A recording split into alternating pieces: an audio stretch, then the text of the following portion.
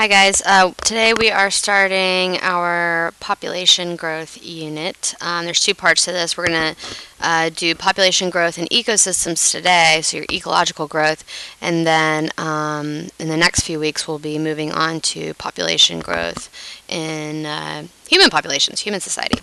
So this is actually pretty quick, easy notes. Let's go ahead and get started.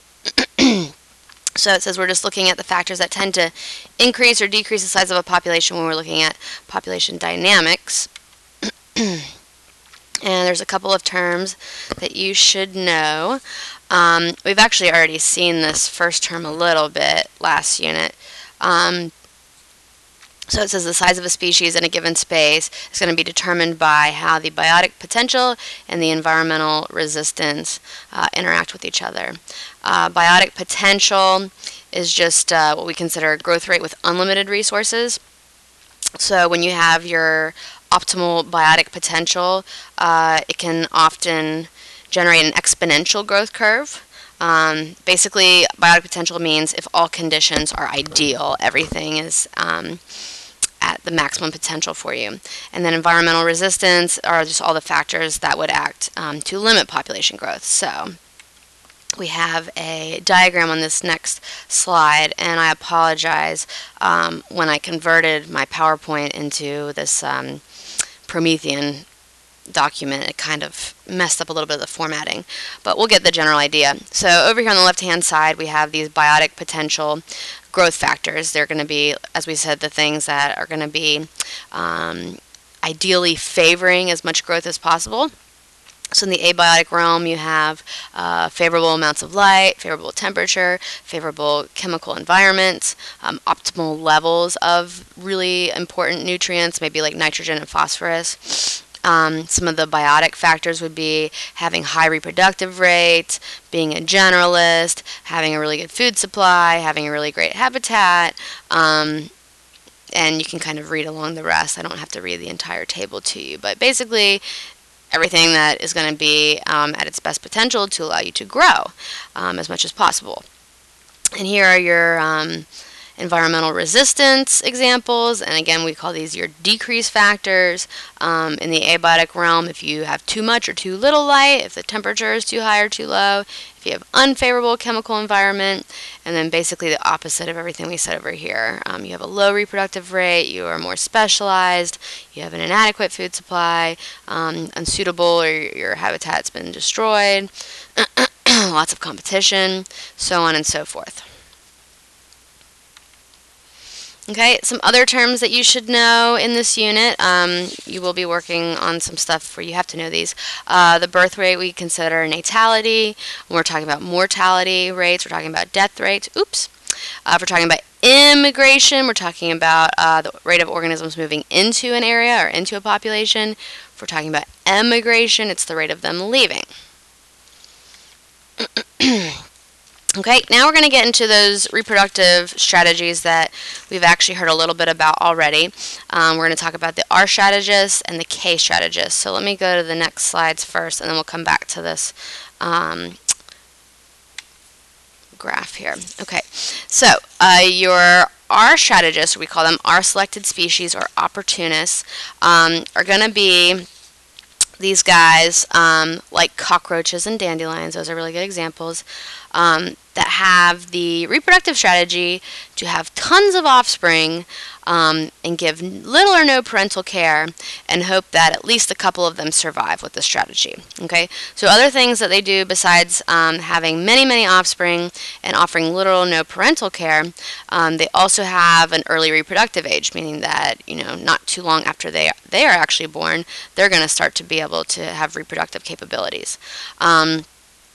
Now, because of these top strategies here, most offspring are actually going to die before reaching reproductive age. Only a certain number will actually be able to reproduce.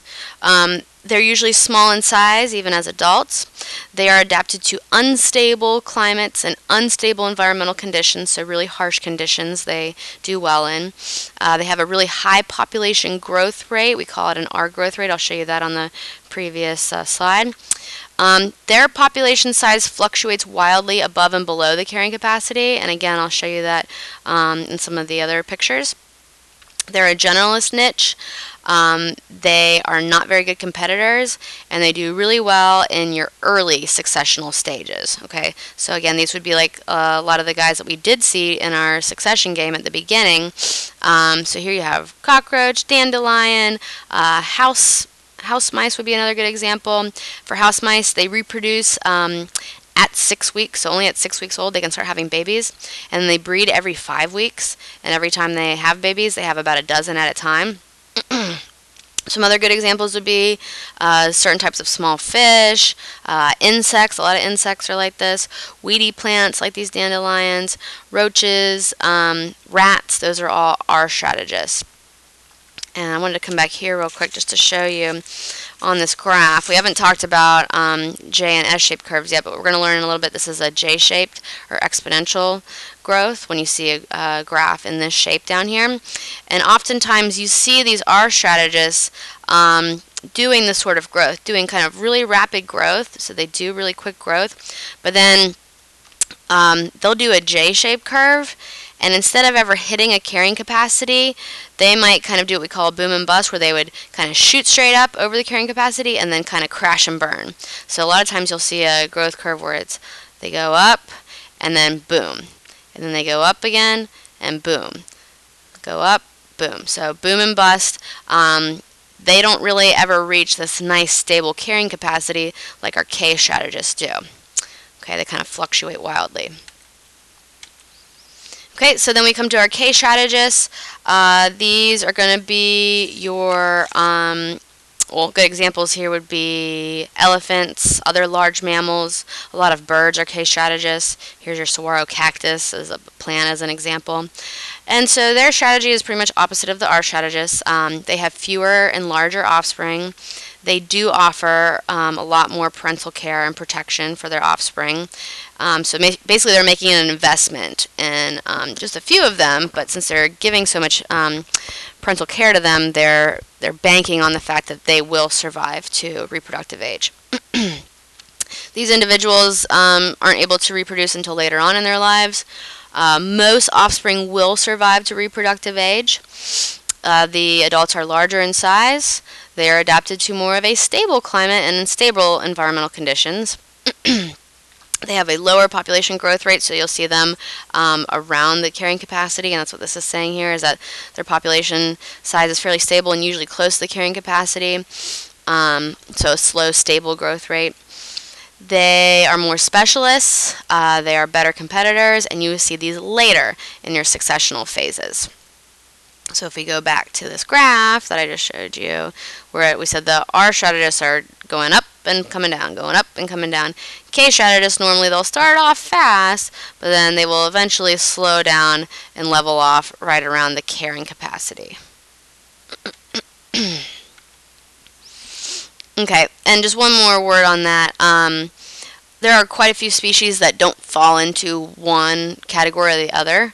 Most species actually are somewhere in the middle of being an R or a K strategist.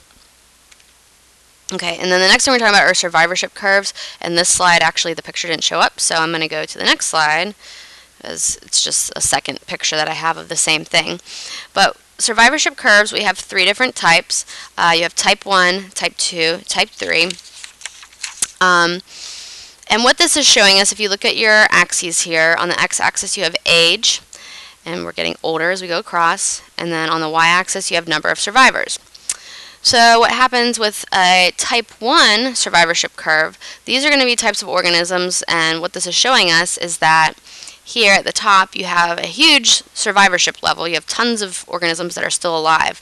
So a type 1 species would be a species where most individuals of that species live throughout their young age, throughout childhood, throughout middle age. You don't have very many die-offs at all at the beginning, middle of life. But then at the end of life, that's where you have your huge die-offs. Okay? So this is saying most individuals that have a type 1 curve survive all through childhood, all through adulthood, and then they die off really late in their lifespan. Okay? Examples of type 1s would be us, obviously, we're up there. Elephants, whales, we have really long life expectancies, and most of our population will not die early on. okay, with exceptions of certain populations of humans, which we'll get to next chapter. Type 2 is showing us, since it's this perfect diagonal line, and this is a logarithmic scale over here, that pretty much these species have the same likelihood of dying at any stage of their life. You're going to have just as many that die here early on in life as you have members that die in the middle of their lifespan, as you have members that die at the end of their life. As you can see here, a lot of birds fall into this category. Squirrels, corals, they have the same, probability of dying at any point of their life. And then type 3, you have here, you have a huge die out in early life. So what this is saying is most individuals do not make it past their early life part. Okay, so either they're an embryo or they're a baby or a fetus or an acorn here.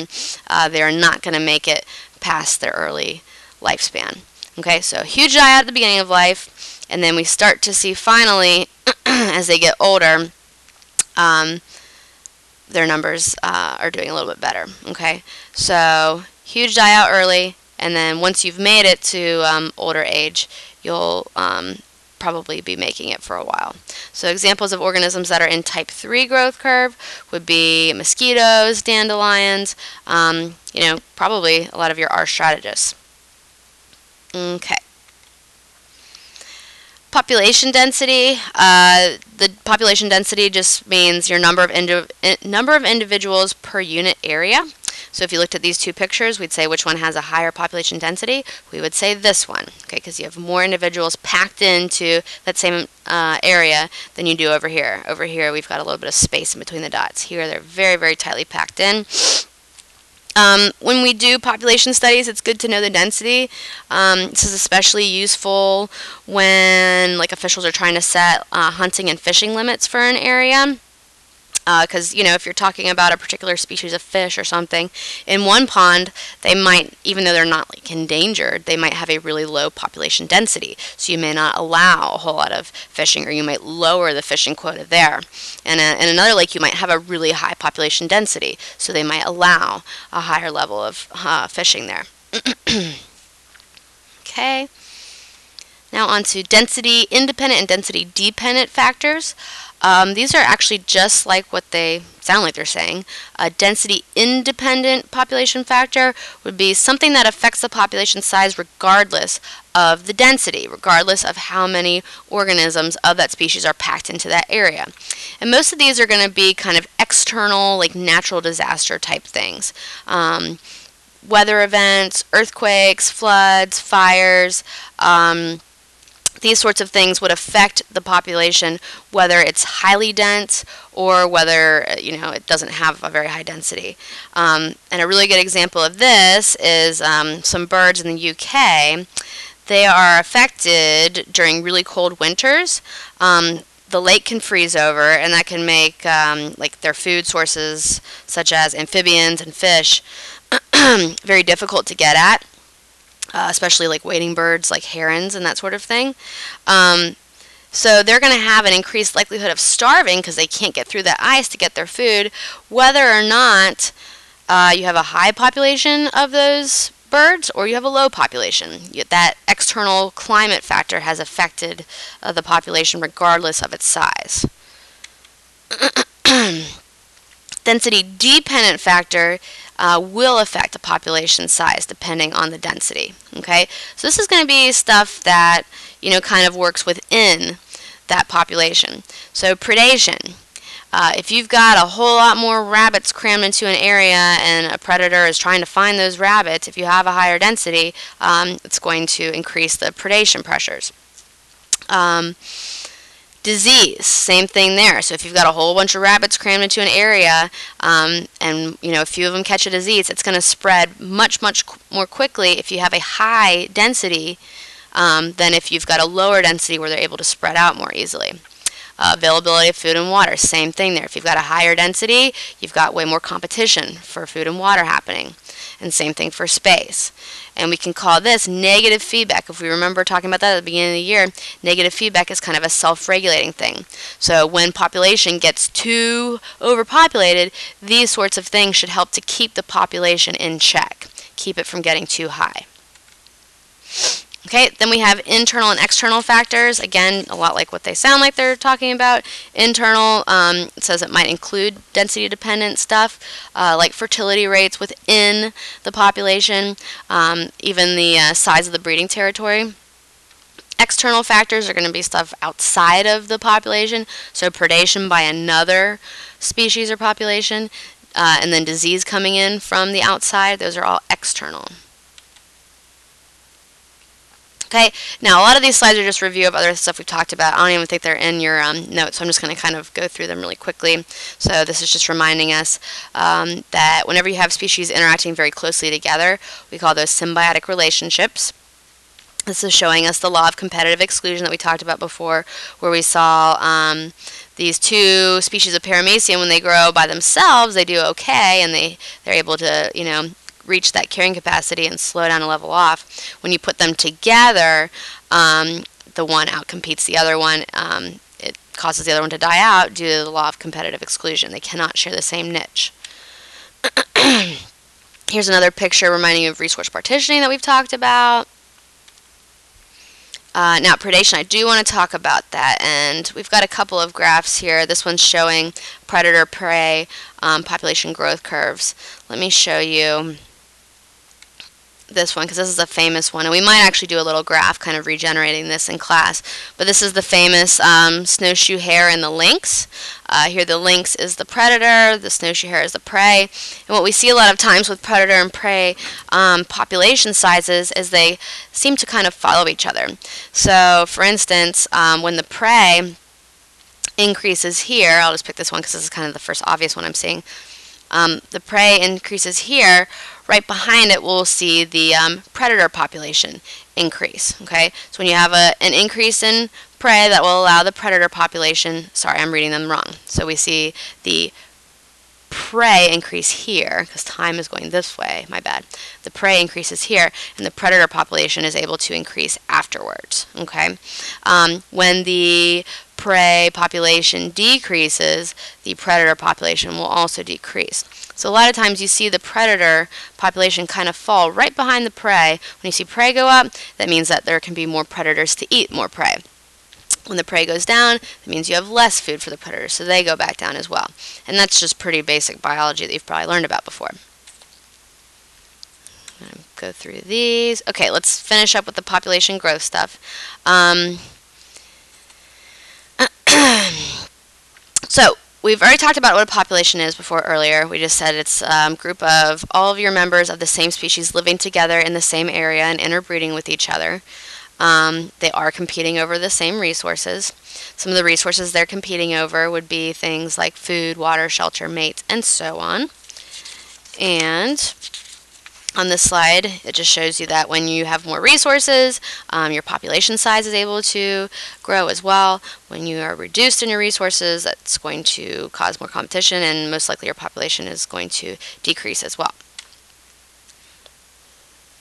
Okay, and then here we have populations change in response to environmental stresses or changes in the environmental condition. And this should be numbered over here. This on your notes is 1, 2, 3, and 4.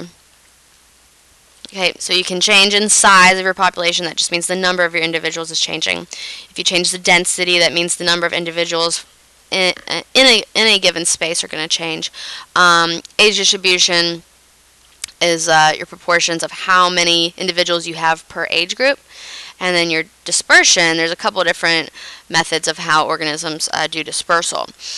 You can have what we call clump dispersion, and that's pretty common, especially when we're dealing with schools of organisms, flocks, herds. This is a very common way of dispersal. You can have a uniform dispersion. That's kind of rare. Some plants can do that because their root systems actually communicate with each other underground. Some birds can do this when they establish territoriality. You know, they each have their own little sectioned off area. And then random is something that like dandelion flowers do. There's really no rhyme or reason. They're just scattered. This is density we already talked about. Okay, so let's get more into these growth curves and carrying capacity. So what carrying capacity is, and here it tells us that no population can grow indefinitely. That is impossible. It is impossible to have a J-shaped curve that would continue to just J up towards the sky nonstop. That could never ever happen, and the reason is we do not have unlimited resources on this planet. We are always going to run out of limiting resources. So every organism is going to have, or every environment has a carrying capacity, and that's just the maximum number of individuals of a given species that the environment can support, okay, for a sustained amount of time. Hi. That's okay. I'm recording notes. That's okay. You can come on in. So this can vary from season to season or year to year, and that's what you see here with the squiggly line. The carrying capacity is represented by the blue line, and that's where you see it kind of come up and do an S-shaped curve.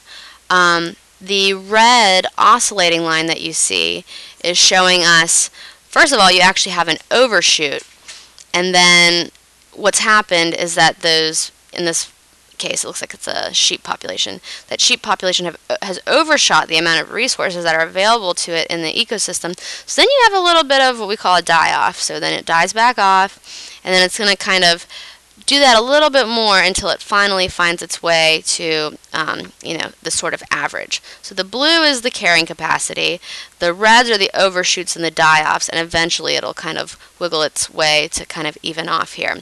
Or, as we said, some populations can actually fluctuate from season to season as more or less resources are available. Sorry, Mr. Lavely just came in. That's why I was interrupted. So, anyways, back to this. Factors that could affect the carrying capacity, and also looking at my notes, these are supposed to be numbered as well. This is supposed to be 1, 2, 3, and 4. Okay, so competition within and between different species can affect. Natural and human-caused catastrophes can affect the carrying capacity. The rate of immigration and emigration, and then just seasonal fluctuations in food, water, shelter that we just talked about. So again, you might see the carrying capacity change when you're looking at a graph. It may not always be that nice level S-shaped curve. Okay, so now onto that J-shaped curve that we've mentioned a couple of times. When you see this J-shaped population growth curve, that is indicative of exponential growth. And what you end up seeing with this is you're going to start off slowly, and then as it starts to shoot up, this is showing us that the growth is getting faster and faster and faster. This is time on the x-axis, and that's the population size on the y-axis. This is going to happen in populations that have few, if any, resource limitations. Now, as I just said, though, you cannot have a J-shaped curve that just continues to shoot sky high forever. That is impossible. That's like a fairy tale in La La Land. That could never happen, because what that's saying is that you have infinite resources. You have food and water and oxygen, all that sort of stuff forever, and that's not true. We live on a planet with finite resources. You would eventually run off. So you would either eventually finally slow down and level off into an S-shaped curve, or if you're an R strategist, you might do the boom and bust, fall back down, okay, overshoot and die off. Okay, and then this is supposed to be animated, but it's not, and this is showing us that a lot of bacteria can reproduce really, really fast in an exponential form, and you'll actually make a graph showing you how that happens. So if you started off with 8 bacteria in a test tube, and you came back and they did binary fission where they just double, 24 hours later, after all of that doubling, you would have 10 to the 24th power from an original 8 bacteria. So that shows you how fast exponential growth can occur. Okay, here's that J-shaped exponential growth. And as it says here, we call that unrestricted growth. And the next sort of growth curve we're going to look at is what we call logistic growth. We call that restricted growth. And this is where you're going to see that carrying capacity kick in. Okay, so logistic growth, it says it also involves an initial exponential. So you do have that initial kind of J-shaped curve going on. But then there is a steady decrease in growth as we eventually encounter some sort of resistance. We're going to approach K, which stands for the carrying capacity, and as we approach the carrying capacity, we're going to slow down and level off into an S-shaped curve. So you hear this called the S-shaped curve, or sigmoid growth curve, or logistic, or there was one more word I used for it, restricted growth. Those are all meaning the same type of growth curve. In the S-shaped growth curve, we said you have that initial exponential growth right here. It looks like a J. Then before you level off, you go through a transitional phase. And once you've officially leveled off, it's called the plateau phase. And again, this happens right at K, which is called the carrying capacity. Although it may not be as nice and neat as this. We said it might do the overshoot and die off for a little while. Okay, and then just a couple of case studies with this. This is talking about a famous reindeer case study, and actually, I'll come back to that one. No, I'll talk about that one now. So with this one, the story goes that humans introduced 25 reindeer to St. Paul Island, which is in Alaska, in 1910, and that it experienced really rapid growth right off the bat, and it looks like we actually had a little bit of a die-out at the beginning. Which was probably when government intervened and said, ooh, we're seeing a really fast growth rate, so let's go ahead and allow some hunting of them.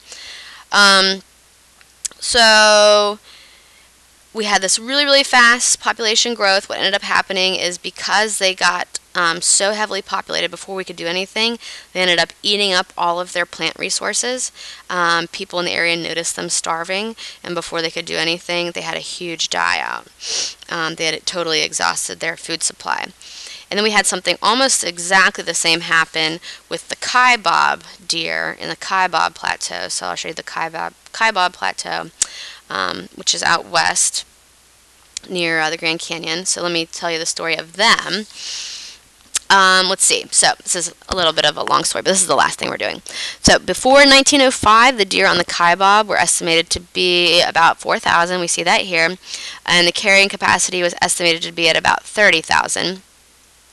And in 1906, President Roosevelt, he loved these deer. He created the Grand Canyon National Park to protect them. He called them the finest deer herd in all of America. Okay, so the Kaibab forest had already been overgrazed. We had a lot of livestock living out there with farmers. We had sheep, cattle, horses that had already been overgrazing it a whole bunch. And then they took one more initiative to help the deer, and that was to, or supposedly to help them, they wanted to ban hunting to protect them. And then also, they were allowing the hunting of their predators. So you had tons of mountain lions, wolves, coyotes, and bobcats that were killed. So we have no hunting of the deer, we have hunting of their predators, and we have all this livestock eating up their grass. So I'm sure you can kind of tell what's going to happen here. In 1920, it says some of the first signs of starvation started to emerge. They saw deer just with their ribs sticking out. They saw no plants left for them to graze on, so they saw some pretty bad signs of starvation. Okay, so then, and like I said, this was like in the 1920s, I guess. Then they freaked out and they said, okay, we need to go ahead and cut the number of deer in half. So they went ahead and reopened hunting season. They hunted like almost 700 deer, and that was in 1924. They hunted a whole bunch of them, but they said it was too late. The population had already gotten sky high. So they said over the next 2 years, 60,000 deer starved to death. So that's where you see, see a huge crash.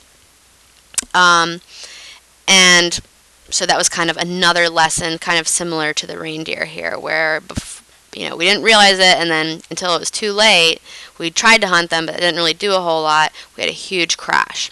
So this says here you have a huge percent of them that starved over that 2 years, over those 2 winters. And this said this was probably be their carrying capacity if we had reduced the herd, not too long after it started to get high and we saw the first signs of damage, but we let it go too high, they really started to starve, and then we had that huge die-off. So moral of the story is, don't create that sort of situation where you're not allowing hunting of that species, you're killing off all of the hunters, and you know you don't have enough resources to sustain those deer in terms of the vegetation. Okay, so today they do allow regulated hunting of those deer, and their hunters, their predators, are being protected just as much as they are. Okay, and then the last thing that I was going to talk about, we've already mentioned it before, but besides just deer, we said in other countries you have things like elephants and kangaroos that can become overpopulated. So the debate is, do we allow hunting of those? Or do we use birth control instead of shooting them? And as you can imagine, a lot of environmentalists and conservationists aren't really too excited about the whole hunting thing. They don't think that's ethically right. So they think that we should be using birth control to help control populations instead of overhunting them.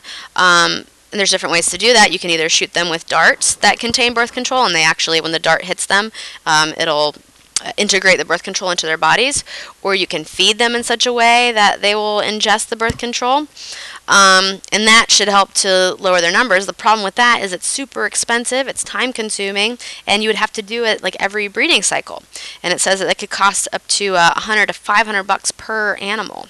So for a lot of people, that's not a very viable solution. So we can talk about that later in class, but that's pretty much all I have for population stuff for notes, and we will review it tomorrow when I see you. See you later.